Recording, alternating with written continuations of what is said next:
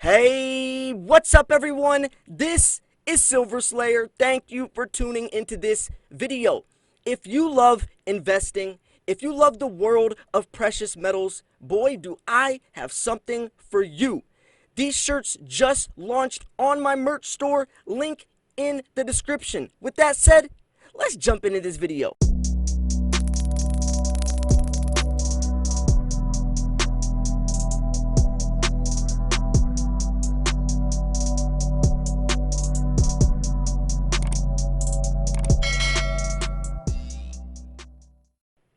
Patience, balance, and budgeting.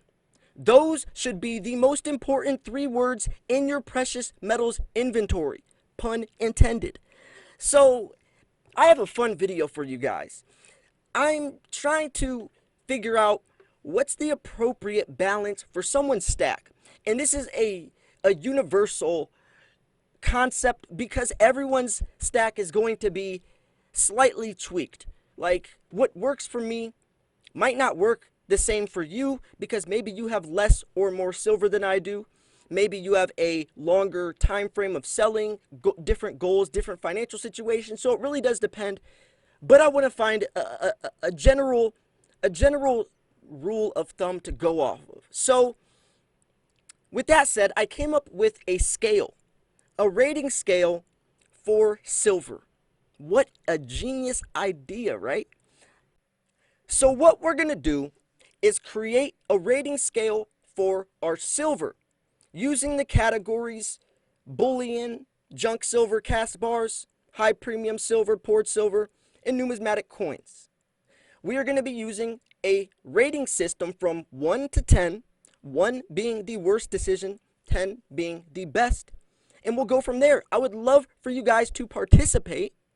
Let me know down below the 6 categories which you rank them. I think this will be a great experience, also giving insight on which is the best type of silver for your stack. So with that said, let's jump into it. So I'll be giving a different rank to each one of these categories, so at the end of the video you can see which was the top dog and which category was the worst. I wanted to start off with bullion. Everyone should own bullion. I give bullion a ranking of 10. It trumps everything else. It is a must-have for your stack. Your stack is dependent upon how much bullion you have. It's your core. Just like building a house, if you build a house and you want that house to stay strong, it needs a strong foundation. If not, the house will collapse. I always mention the phrase, buy as much silver for as cheap as possible, and I mean that.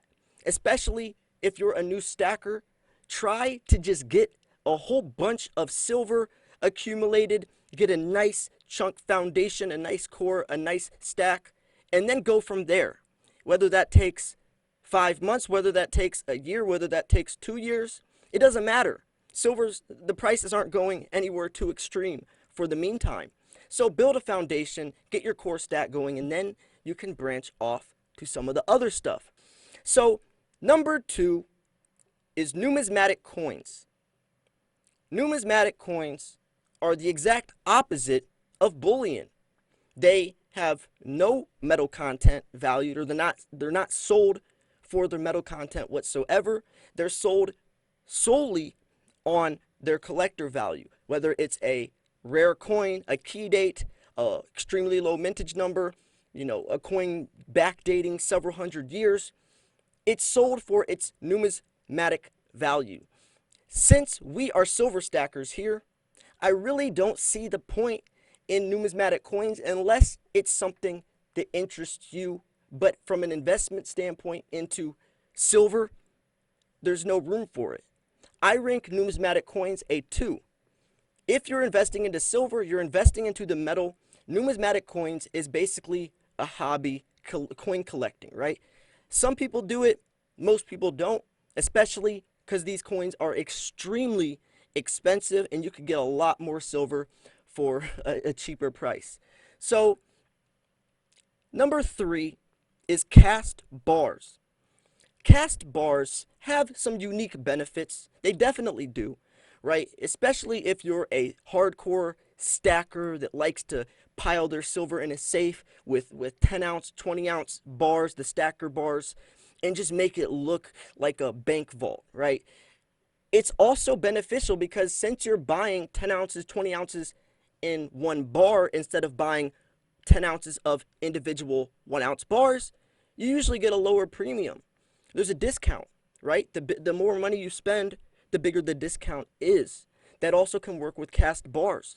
Also, a lot of times, especially with some of the Sunshine Mint bars, there's security codes, right? There's the credit card thing where you swipe, it's a verification on the bar to make sure it's legit, and that's going to make it extremely easy to sell because your potential buyer will have the proof in the pudding that it's the real deal. Cast bars, definitely a 7. Now let's go into high premium silver. Semi-numismatic coins. A little bit of bullion, but there's also a little bit of numismatic value. The best of both worlds, as I like to say it. I give high premium silver a 9. It's a must-have, but not right in the beginning. After you build your foundation, after you get a grip on the markets, this is what you need to branch off into next. This will give your stack some volatility, some opportunity, some potential, some legs. This will take your silver stack a step beyond spot price. What do I mean by that? If you're solely buying bullion and strictly bullion, you're pegged to spot price. The average cost per ounce of your stack will be spot price because that's what you're buying it as. That's the price level that you're attached to. So that could be a bad thing or a good thing, but let's talk about why it could be bad. In 20 years from now, if spot price is still the same as today, your stack has literally not appreciated a single penny. If you bought the most of your silver around $25, and in 20 years from now, for some odd reason, if silver is still $25 an ounce, you've literally made no money. You're breaking even. So you can see why diversifying, branching out into some high premium semi-numismatic silver can be beneficial, and it can also give you a safety net, some support, some leverage above bullion. I like coins like pandas, kookaburras, coins where the design changes every year. Usually lower mintage numbers. Pandas are minted around 8 million per year. Kookaburras 300,000 to 500,000, right? And sometimes koalas because the design changes yearly on those as well. I do think that sometimes high premium silver can be overpriced. You got to understand which coins fit the need for your stack. When it comes to the swans, right, the Krugerrands, some of those coins are just solely overpriced, and it's not worth it. Unless, like I said, with the numismatic type of silver, unless you see some collector in you, if you like to buy silver solely because you enjoy it, then go for it. Buying what you like is the best way to go. You'll never make a bad deal if you buy what you like. But for the sake of this video, we're looking at it from a investor's perspective, right? So, number 5 is constitutional silver, aka junk silver. I love this stuff. It's a piece of American history. Plus, they don't make it anymore. It's going to become more scarce, more rare as the years go on. I give junk silver an 8. It should be one of the most important things in your stack. It's a perfect way to stack fractionals. Sometimes you find key dates. You can go coin roll hunting. But also, like I said, they don't make it anymore. You see Morgans nowadays starting to grow numismatic value because the last Morgan made was in 1921. The last junk silver coin, constitutional silver coin, was made in 1964. So Morgans have a couple years advantage or beyond junk silver. But in that couple years, that 30, 40 years, look how much farther Morgans have grown in value. Junk silver is going to do the same. Mercury dimes, your walking liberties, your Barber quarters, Barber half dollars, those are going to appreciate in value as collectors keep them or people melt them down. But also, when you're buying fractional silver, 10th ounce rounds, 4th ounce rounds, they're expensive. Junk silver is a way to get around that, because when they have to stamp that 10th ounce coin, they still have to stamp it, which means they have to put a premium attached. But junk silver, a 10th ounce round is almost identical in size to a mercury dime, right? A 4th ounce round is almost identical to a quarter. So it's perfect. It's the perfect way to invest. So that leaves us to number 6, which is poured silver. Poured silver is very unique, literally. It's a piece of art.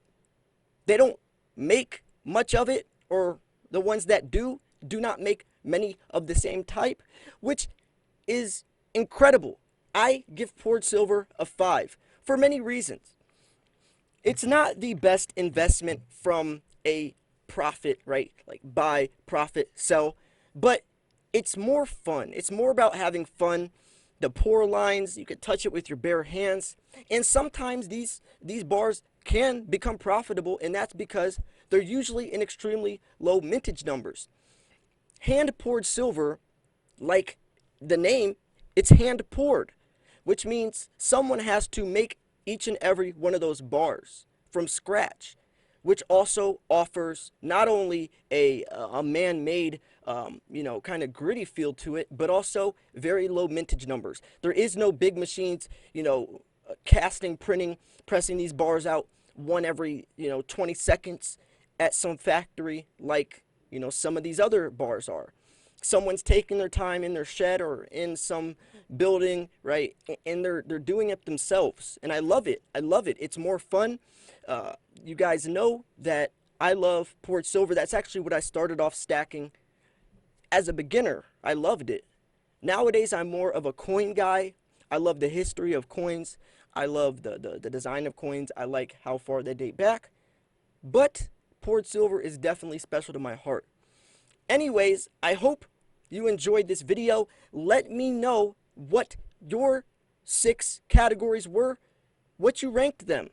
Did you rank bullion at the top like I did?